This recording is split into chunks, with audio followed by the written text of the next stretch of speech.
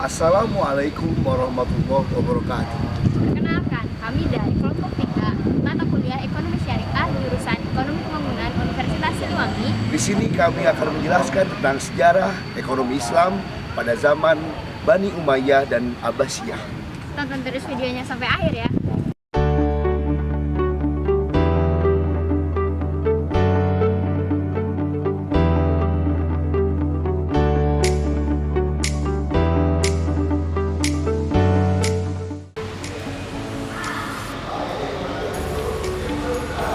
Pemikiran Islam pada masa dinasti Abbasiyah.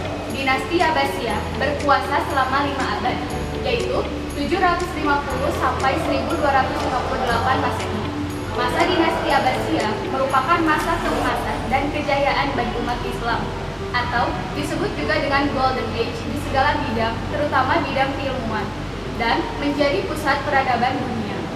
Kondisi sosial politik Daulah Abbasiyah, sektor perdagangan menjadi basis terkuat pembangunan ekonomi Abbasiyah, tetapi tidak dengan keadaan sosial politiknya. Daulah Abbasiyah mengalami pergolakan politik dan sosial, masalah-masalah sosial yang berhubungan dengan keadilan seperti sistem pembayaran pajak yang memberatkan, korupsi di dalam birokrasi, budaya hidup mewah para khalifah, sering menimbulkan instabilitas ekonomi pada masa itu.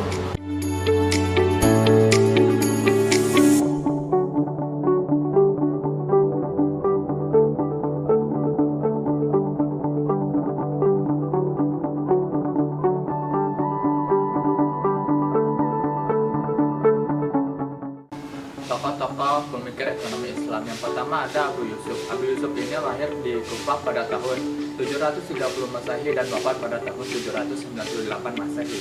Keahlian Abu Yusuf ini pada bidang fikih. Karya besar Abu Yusuf ini adalah Kitab Al-Kharaj. Kitab ini memuat tentang pembahasan kebijakan haraj dan zikir. Ia berasumsi bahwa penarikan pajak itu harus sesuai dengan kondisi tanah, hasil panen, pembiayaan, saluran irigasi, dan kemakmuran masyarakat daerah saat itu. Sehingga kebijakan yang diambil lebih menitik beratkan pada moralitas dan keadilan.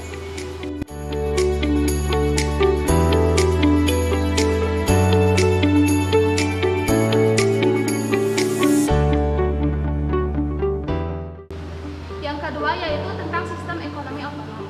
Menurutnya, pasar idealnya diberikan kebebasan penuh untuk mengatur jalan alur dagang dan harga-harga barang. Oleh karena itu, pemikiran dari Abu Yusuf ini bertentangan dengan hukum supply dan demand. Selanjutnya itu tentang kebijakan keuangan publik. Menurutnya, kesejahteraan rakyat adalah tanggung jawab negara. Oleh karena itu, sistem proyeknya adalah kesejahteraan umum.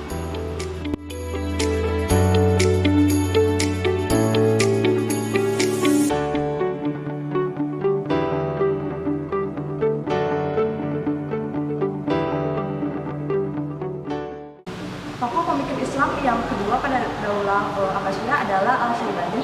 Dia lahir di kota Wasit tahun 750 Masehi. Karya monumentalnya dalam bidang ekonomi adalah Kitab Al-Kasab dan Al-Iqtisad. Yang pertama ada Kitab Al-Kasab. Kitab ini membahas mengenai yang pertama ada kegiatan produksi atau kasab. Dalam kegiatan produksinya, Al-Syaibani menekankan cara atau metode serta hasil produksi harus sesuai dengan aturan Islam. Lalu, kitab ini juga membahas tentang persoalan fakir dan kaya.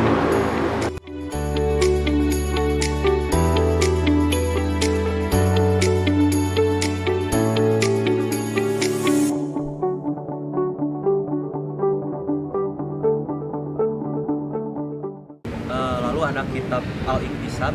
Kitab ini membahas jenis mata pencaharian, lalu membahas pembagian kerja. Kitab Al-Iqtisad yang lebih fokus kepada ekonomi mikro, yaitu rumah tangga, jenis usaha atau pekerjaan, yaitu persewaan, perdagangan, dan juga pertanian. Beliau lebih condong pada pertanian karena menurut beliau pertanian menghasilkan kebutuhan pokok yang digunakan oleh masyarakat sehari-hari, kebutuhan pokok yang digunakan manusia untuk menunaikan kewajibannya atau dalam tanda kutip beribadah.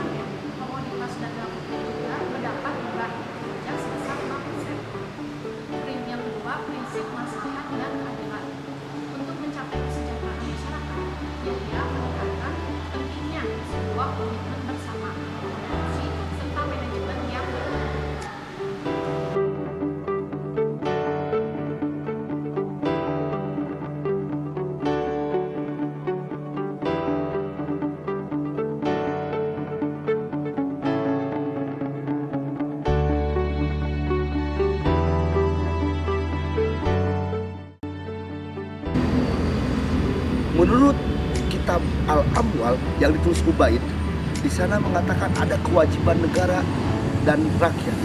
Untuk kewajiban negara dan rakyat ini harus menurut Al-Quran dan Al-Hadis dan menurut pendapat para ulama untuk menjadikan negara yang kondusif dan baik.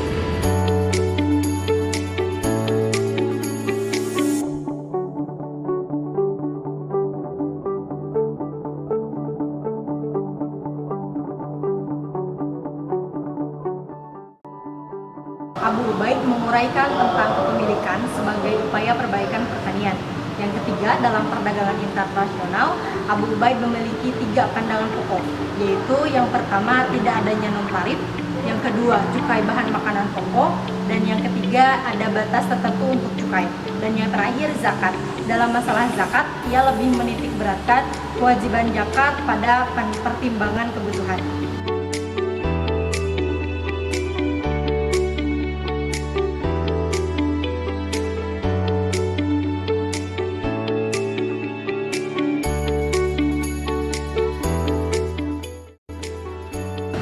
Lalu yang kelima adalah Al-Mawardi. Ia ini lahir di Basra pada tahun 972 Masehi dengan karya besarnya, yaitu yang pertama ada kitab Al-Ahkam Al-Sultaniyah yang mana isinya menjelaskan metode penetapan tarif pajak, diantaranya harus disesuaikan dengan kandungan tanah dan juga penetapan metode pajak. Lalu yang kedua ini ada kitab Al-Dunya wa Al-Din.